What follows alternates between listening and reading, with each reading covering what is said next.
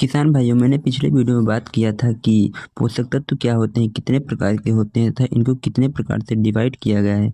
उसमें से मुख्य पोषक तत्व में से हमने आप लोगों को पिछले वीडियो में नाइट्रोजन के बारे में बताया है। यदि आप लोगों ने पिछले वीडियो नहीं देखे तो आप मेरे प्लेलिस्ट को ओपन करके सारे वीडियो देख सकते हैं, बहुत ही यूजफुल हैं आप लोगों के लिए।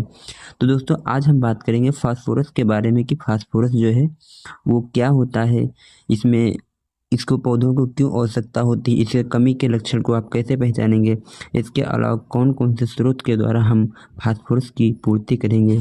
तो नमस्कार दोस्तों, मैं आप लोगों को आज बताऊंगा फास्फोरस के बारे में। तो आपने मेरे चैनल पर नए हैं, चैनल को सब्सक्राइब करके बेल आइकन को प्रेस कर दीजिए, क्योंकि आप लोगों के लिए इसी तरह से खेती बाड़ी से रिलेटेड मैं वीडियो लाता रहता हूँ। तो दोस्तों, जो फास्फोरस होता है ये हमारे 17 पोषक तत्वों में से एक होता है, जिनको हम एनपीके के नाम से जानते हैं। तो एनपीके यानी नाइट्रोजन के बारे में हमने बात कर लिया था, अब फास्फोरस के बारे में बात करेंगे। तो यह एक मुख्य पोषक तत्व होता है जो कम गतिशील होता है, क्योंकि यह मूव नहीं करता है। इसको इसके तक पहुंचने के लिए जड़ों को जाना पड़ता है, यानी कि यह गतिशील नहीं होता है। तो आइए जान लेते हैं कि इसकी आवश्यकता पौधों को क्यों होती है तथा इसका कार्य जो होता है पौधों या फसलों में क्या होता है।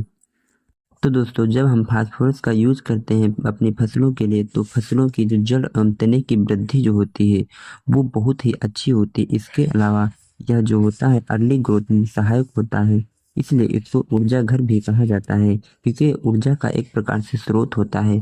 जड़ों की ग्रोथ करने में मदद करता है, पौधों को मजबूत बनाता है, यानी कि जो जब हवा चलती है तो हमारे पौधे या फसल जो होती है गिरती नहीं है। इसके अलावा जो फल होते हैं तथा अनाज होते हैं, इनकी वजनता को बढ़ाने में, नहीं, जो दाने की क्वालिटी एवं फलों की क्वालिटी बढ़ाने में बहुत ही यूजफुल होता है।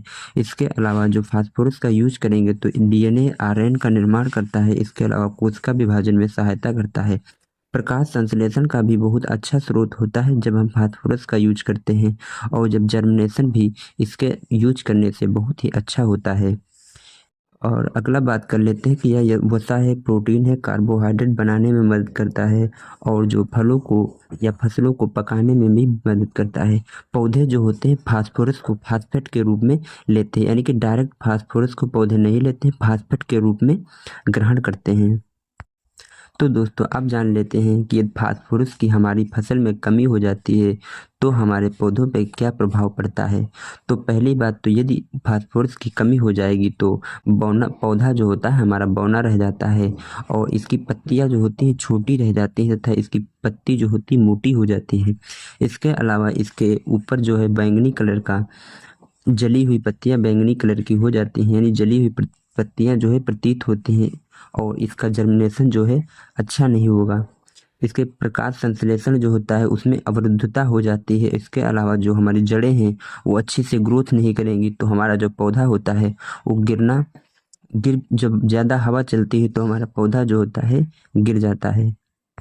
और इसके अलावा जो हमारा पौधा होता है उसमें जो दाने बनते हैं, यानी जो फल बनते हैं, तो यानी कि उसमें अच्छा जो है उसमें क्वालिटी अच्छी नहीं होती है। तो इस प्रकार जो इसकी कमी से हमारे पौधों या हमारी फसल पे प्रभाव पड़ता है।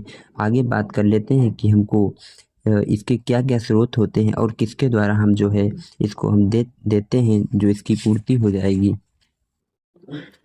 तो किसान भाइयों, जो फास्फोरस की पूर्ति करना है तो इसके लिए हमें डीपी देते हैं। डीएपी में जो है 46% फास्फोरस होता है। एसएसपी का प्रयोग करते हैं जिसमें 16% फास्फोरस होता है। गोबर की खाद प्रयोग करते हैं, वर्मी कंपोस्ट, और राक फास्फेट पशुओं की हड्डियों के द्वारा तथा पक्षी के बीट के द्वारा फास्फोरस की पूर्ति करते हैं। तथा जब हमारी फसल में फास्फोरस की मात्रा ज़्यादा हो जाती है तो इसमें जिंक की कमी बढ़ जाती है।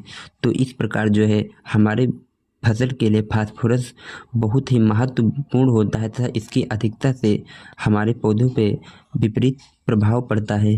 तो आज हमने आप लोगों को बताया है बहुत से छोटे और संक्षेप में कि फास्फोरस क्या होता है, इसकी कमी के लक्षण क्या होते हैं, तथा इसको हम किस प्रकार से पूर्ति करते हैं और अधिकता के लक्षण क्या होते हैं। उम्मीद करते हैं कि वीडियो आप लोगों को पसंद आया होगा। अपने दोस्तों के पास शेयर कर दीजिए, क्योंकि उनको भी ऐसी अच्छी अच्छी जानकारियाँ मिलते रहें। आप भी चैनल पर नए हैं तो चैनल को सब्सक्राइब कर दीजिए और बेल आइकन को दबाना ना भूलें।